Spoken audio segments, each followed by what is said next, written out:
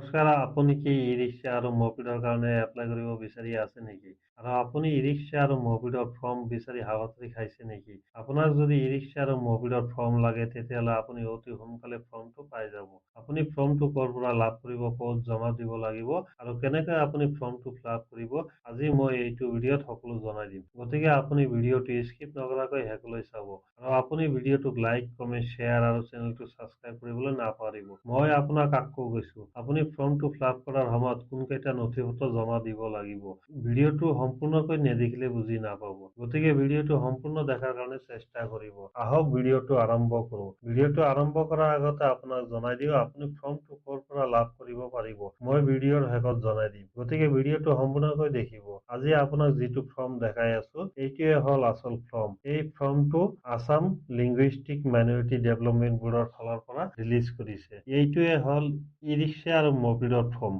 ইয়াত আপোনালোকে চাব, ইয়াত অফিচৰ এড্ৰেছটো দিয়া আছে। তাৰপিছত ইয়াত আপোনালোকে দেখিবলৈ পাব 1 নম্বৰত লিখা আছে tick only one of the following, মানে ইয়াৰ যিকোনো এটাৰ কাৰণে আপোনালোকে টিক মাৰ্ক কৰিব লাগিব। আপোনালোকে যদি ই-ৰিক্সাৰ কাৰণে এপ্লাই কৰিব বিচাৰিছে আপোনালোকে ই-ৰিক্সাত টিক মাৰ্ক কৰিব, আৰু যদি মপিডৰ কাৰণে আপোনালোকে এপ্লাই কৰিব বিচাৰিছে তেতিয়াহ'লে মপিড ইয়াত আপোনালোকে টিক মাৰ্ক কৰিব। তাৰপিছত 2 নম্বৰত আপোনালোকৰ ফুল নামটো ইয়াত লিখিব লাগিব। 3 নম্বৰত আপোনালোকৰ ফুল এড্ৰেছটো ইয়াত দিব লাগিব। তাৰপিছত 4 নম্বৰত আপোনালোকৰ মোবাইল নম্বৰটো দিব লাগিব, আধাৰ কাৰ্ড নম্বৰটো দিব লাগিব, ফাদাৰ নাইবা হাজবেণ্ডৰ নাম ইয়াত আপোনালোকে টাইপ কৰিব লাগিব। ইয়াত আপোনালোকে এডুকেশ্যন কোৱালিফিকেশ্যনটো টাইপ কৰিব লাগিব। তাৰপিছত আপোনালোকৰ আধাৰ কোৱালিফিকেশ্যন যিটো আছে এইটো আপোনালোকে ইয়াত লিখি দিব। তাৰপিছত 9 নম্বৰত ইয়াত দিয়া আছে এজ অন 1 জানুৱাৰী 2025, মানে 2025 লৈকে আপোনালোকৰ বয়স কিমান হৈছে ইয়াত আপোনালোকে লিখি দিব লাগিব। 10 নম্বৰত ইয়াত দিয়া আছে documents to uploaded online each any two, ইয়াত আপোনালোকে Aadhaar card, voter ID card, passport, birth certificate নাইবা SSLC এডমিট কাৰ্ডৰ ভিতৰত যিকোনো দুটা ডকুমেণ্টছ ইয়াত আপোনালোকে আপলোড কৰিব লাগিব। তাৰপিছত 11 নম্বৰত আপোনালোকৰ মেৰিট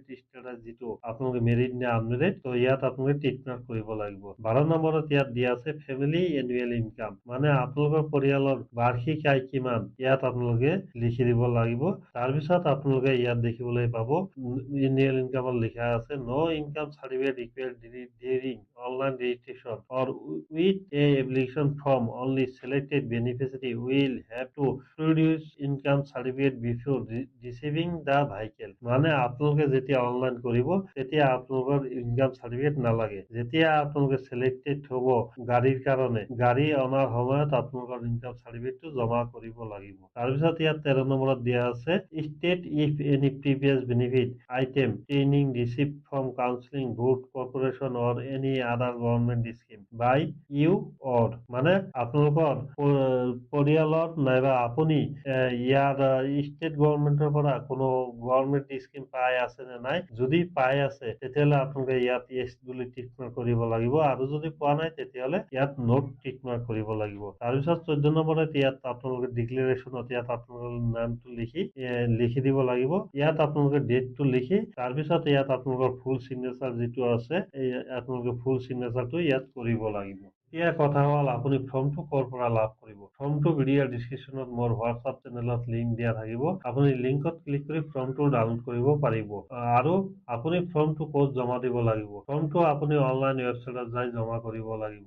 1 ডিচেম্বৰৰ পৰা অনলাইন ৱেবছাইট মুকলি হ'ব, গতিকে আপুনি তাত যাই ফৰ্মটো জমা কৰিব পাৰিব। আশা কৰোঁ আপোনালোকে ভিডিঅ'টো নিশ্চয় বুজি পাইছে। তো ভিডিঅ'টো আপোনালোকে যদি বুজি পাইছে মোৰ চেনেলটো ছাবস্ক্ৰাইব কৰিবলৈ নাপাহৰিব, আৰু মই নেক্সট ভিডিঅ'ত আপোনালোকক জনাই দিম আপোনালোকে অনলাইন ফৰ্ম কেনেকৈ জমা দিব পাৰিব।